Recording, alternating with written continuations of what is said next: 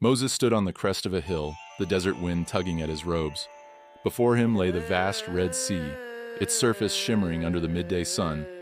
Behind him, the distant murmurs of a restless people echoed, their anxiety palpable.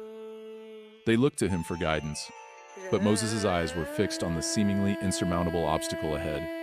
The waves lapped against the shore, as if mocking the notion of escape. He gripped his staff tightly, leaning on it for support. "How did I come to this?" Moses whispered to himself, his brow furrowed in thought. "How did a man like me, once a prince, now stand here on the brink of leading a nation through the impossible?" He remembered everything, the years of confusion, fear, and above all, faith. The faith that had brought him here, to this moment of crisis. But the question lingered in his mind. Asterisk, how could he have been chosen for such a task? The more he watched, the more his anger simmered, until one fateful day, it boiled over. An Egyptian overseer was whipping a Hebrew man, the sharp crack of leather punctuating the slave's cries. Moses rushed forward, his vision clouded with rage. "Enough," he shouted, pushing the overseer away. But the man laughed, mocking Moses' indignation. "Who are you, Hebrew, to give me orders? You are no better than the slaves you pretend to pity." In a fit of fury, Moses struck the man, harder than he intended. The overseer collapsed to the ground, his chest still. Moses froze in horror. The man was dead. Panic surged through him. He had killed an Egyptian. His crime would not go unnoticed, and no amount of royal privilege would save him. So, without hesitation, Moses fled into the wilderness, into exile, into a new life he had never expected. Years passed, and Egypt's empire grew even mightier, its cities towering over the land.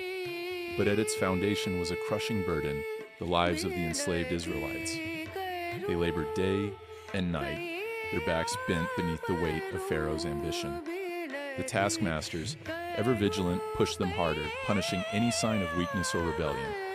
In the wilderness, far from the glittering courts of Egypt, Moses had found a different life. He had married, become a shepherd, and begun to build a simple but fulfilling existence. Yet, despite the peaceful routine of tending flocks, his heart remained restless. The memory of his people's suffering haunted him, and the weight of his past never left his shoulders. One evening, as he watched the horizon, his mind wandered back to Egypt. He could still see the rows of slaves, their hands raw from the constant toil, their faces hollow with exhaustion. They were a people oppressed, with no hope of escape. And Moses, once one of them, now living in safety, was powerless to help them. He was a fugitive, an exile, a man without a homeland. But fate had not abandoned him. It was in the stillness of the wilderness that Moses' life changed forever. While tending his flock one day, he noticed something unusual. A bush, blazing with fire. The flames licked at the branches, but the bush itself was not consumed. Mesmerized, Moses approached, curiosity overcoming caution. As he drew nearer, a voice called out from the flames, "Moses! Moses!" Moses froze, his breath catching in his throat. "Here I am," he stammered, eyes wide with disbelief. The voice spoke again, resonant and commanding. "Do not come any closer. Remove your sandals, for the place where you are standing is holy ground." Moses obeyed, trembling as he slipped off his sandals and knelt before the burning bush. He had never felt such awe, such a presence. This was no ordinary fire. This was something divine. "I am the God of your father, the God of Abraham, Isaac, and Jacob," the voice said. "I have seen the suffering of my people in Egypt. Their cries have reached me, and I have come to deliver them. And I will send you to Pharaoh to bring my people, the Israelites, out of Egypt." Moses' heart skipped a beat. The weight of the words settled on him like a heavy mantle. He, a fugitive, a man who had fled Egypt in fear, was now being called back. He shook his head, overwhelmed by the enormity of the task. "Who am I, that I should go to Pharaoh and lead the Israelites out of Egypt?" he asked, his voice barely above a whisper. But the voice from the bush was unwavering. "I will be with you, Moses. You are not alone." Despite his doubts, despite his fear, Moses knew in that moment that he could not refuse. The call was clear, and the suffering of his people was too great to ignore. He would return to Egypt, not as a prince or as a fugitive, but as a servant of God, and through him, the Israelites would be freed. Moses returned to Egypt, his heart heavy with anticipation. The grandeur of the city, the towering pyramids, and the bustling marketplaces were all familiar, yet distant. It had been years since he had walked these streets, but the memories rushed back in an instant. In the great throne room of Pharaoh, the atmosphere was tense. The walls were adorned with gold, and the room itself was filled with advisors, priests, and guards. At the far end, Pharaoh sat on a massive throne, his eyes cold and calculating as he gazed upon the man who had once been part of his court. Moses, now older and carrying the weight of his mission, stood before the ruler of Egypt. His staff, a simple wooden rod, felt heavy in his hand, but it was more than just a walking stick. It was a symbol of the authority God had granted him. "Let my people go," Moses declared, his voice steady and firm, "so they may worship the Lord in the wilderness." Pharaoh's expression remained unmoved.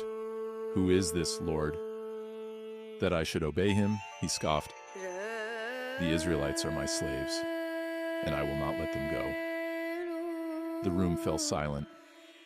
Pharaoh's refusal echoed in the air like a challenge, daring Moses to respond. But Moses knew the battle had only just begun. He turned and walked out of the throne room, his heart resolute. The confrontation with Pharaoh would not end here. God had a plan, and Moses would see it through. Pharaoh's heart was hardened, and his grip on the Israelites remained firm. But God had not left Moses without the tools to challenge the might of Egypt. To show Pharaoh his power and to compel him to release the Israelites, God unleashed a series of plagues upon the land. First, the waters of the Nile, Egypt's lifeblood, turned to blood, its crimson waves lapping against the shore as fish floated lifelessly to the surface. Pharaoh remained unmoved. Then came the frogs, their slimy bodies swarming through the streets and homes, infesting even Pharaoh's palace. Yet still, Pharaoh would not relent. As each plague descended upon Egypt, gnats, flies, the death of livestock, painful boils, hail, locusts, and terrifying darkness, Pharaoh's defiance only grew. His advisors pleaded with him to let the Israelites go, but his pride would not allow it.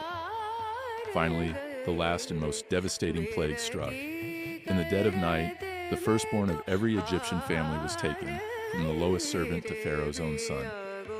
The wails of grief echoed through the land, a sound that no one would forget.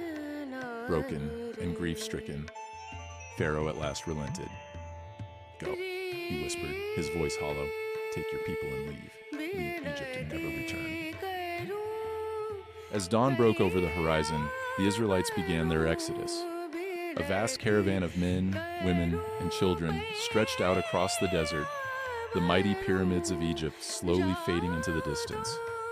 Their chains had been broken, and for the first time in generations, they walked as free people. Moses led them, his staff in hand, guiding them through the arid wilderness. The sun beat down on their heads, and the journey was difficult, but the joy of freedom filled their hearts.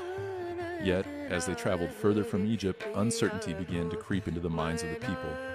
Whispers spread through the camp. What if Pharaoh changed his mind? What if the journey ahead proved too difficult? "Moses," one of the elders asked, his voice low with concern, "are we truly free? What if Pharaoh sends his army after us?" Moses turned to him, his expression calm but resolute. "Do not fear," he replied. "The Lord is with us. He has brought us this far, and he will not abandon us now." Their fears proved well-founded. As the Israelites reached the shores of the Red Sea, the ground beneath their feet began to tremble. In the distance, they saw a cloud of dust, Pharaoh's chariots. His heart had hardened once more, and he had sent his army to bring the Israelites back by force. Panic spread through the camp. The sea lay before them, vast and impassable, and behind them, the thundering approach of Pharaoh's soldiers. It seemed they were trapped. "Moses," the people cried out, "what have you done? We are doomed. We will die here." Moses stood firm, raising his staff high above his head. His voice rang out over the terrified crowd. "Do not be afraid. Stand firm and see the deliverance the Lord will bring. The Egyptians you see today, you will never see again." In that moment, a miracle occurred. The waters of the Red Sea began to part, towering walls of water rising on either side, creating a dry path through the sea. With wide eyes, the Israelites stepped forward, hesitant at first, but then with growing confidence. They walked between the walls of water, marveling at the miracle unfolding around them. The seabed beneath their feet was dry, and the path stretched far ahead, offering them escape from Pharaoh's wrath. As the last of the Israelites reached the other side, Pharaoh's army charged into the sea. But before they could reach their quarry, the walls of water collapsed, crashing down with a deafening roar. Pharaoh's soldiers were swept away, their chariots and horses submerged beneath the waves.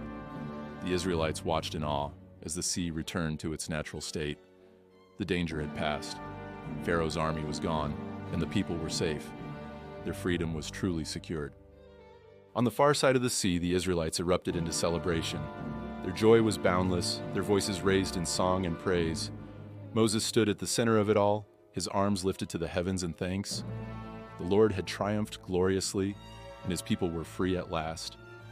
Miriam, Moses' sister, led the women in song, tambourines in hand, as they danced and sang in joy.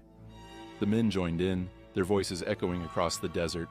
Moses, once unsure of his calling, now stood tall as the leader of a free nation. He had doubted his abilities, but God had been with him every step of the way. Through faith, perseverance, and divine intervention, the Israelites had been delivered from slavery and led to freedom. As the sun set over the horizon, Moses stood on a mountaintop, gazing out at the promised land in the distance.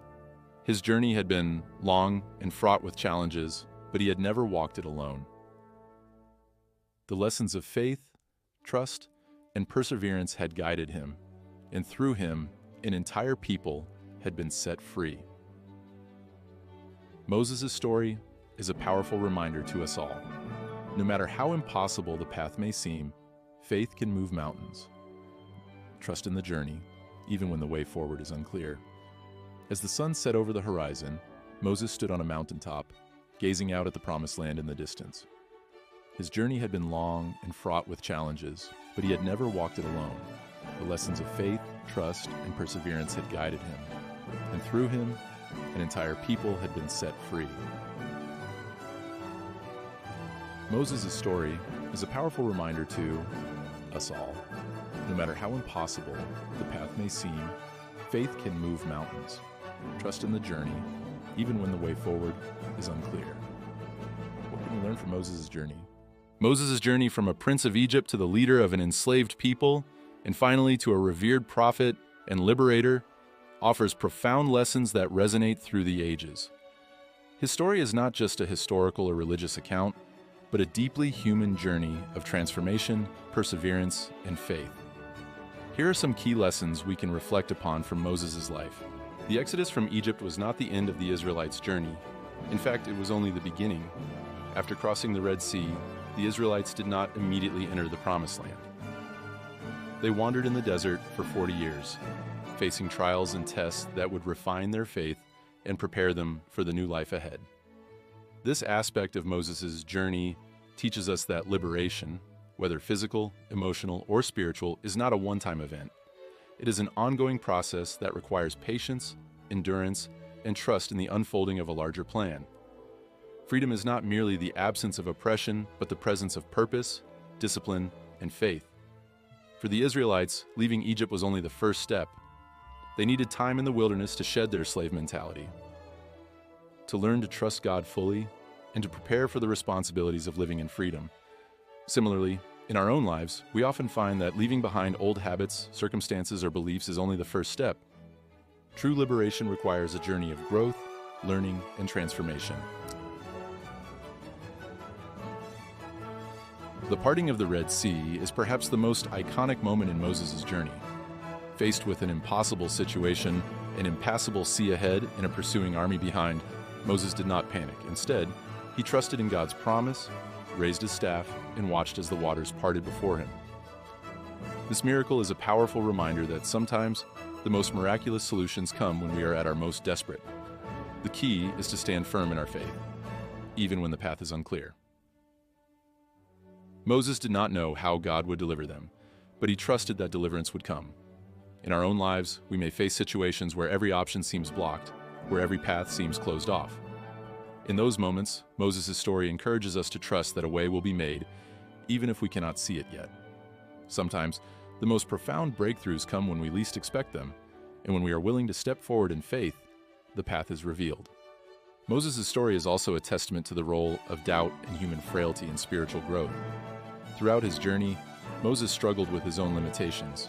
He doubted his ability to speak to Pharaoh, questioned God's plan, and at times grew frustrated with the people he was called to lead. Yet, these moments of doubt did not disqualify him from his mission. Instead, they became opportunities for growth, deepening his reliance on God and his understanding of the role he was meant to play. Moses teaches us that doubt is not the enemy of faith. It is often a companion on the journey. Faith grows not in the absence of doubt, but in the willingness to move forward despite it. In our own lives, we may experience moments of fear, doubt, and insecurity. Moses' story reassures us that these emotions are a natural part of the spiritual journey. What matters is how we respond to them, whether we allow them to paralyze us or whether we, like Moses, continue to trust in the greater plan and move forward. Finally, Moses' journey leaves behind a legacy that continues to inspire generations. His leadership, his faith, and his willingness to answer a call larger than himself set a standard for those who follow. Moses was not only a liberator, but also a teacher, a prophet, and a symbol of endurance in the face of overwhelming odds. In our own time, we can draw inspiration from his story to face the challenges of our generation. Whether it is fighting against injustice, persevering through personal hardships, or leading others through difficult transitions, Moses' life serves as a blueprint for how to lead with courage, compassion, and faith. His legacy reminds us that even in the darkest times, there is hope, and even the most daunting challenges can be overcome with the right combination of faith, perseverance, and trust in a higher purpose. Moses' journey is more than a story of one man's life. It is a universal tale of overcoming adversity, trusting in the unseen, and finding strength in weakness. It speaks to the human condition, offering lessons that transcend time, culture, and religion. As we reflect on Moses' life, we are reminded that each of us, in our own way, is on a journey. We face trials, we experience doubt, and we search for meaning. But like Moses, we are called to move forward in faith, trusting that the path will become clear as we walk it. His story encourages us to believe in the power of perseverance, the strength of leadership through service, and the miracle of transformation that comes from trusting in something greater than ourselves. In the end, Moses' journey is our journey, a journey of faith, hope, and the relentless pursuit of freedom, both external and internal.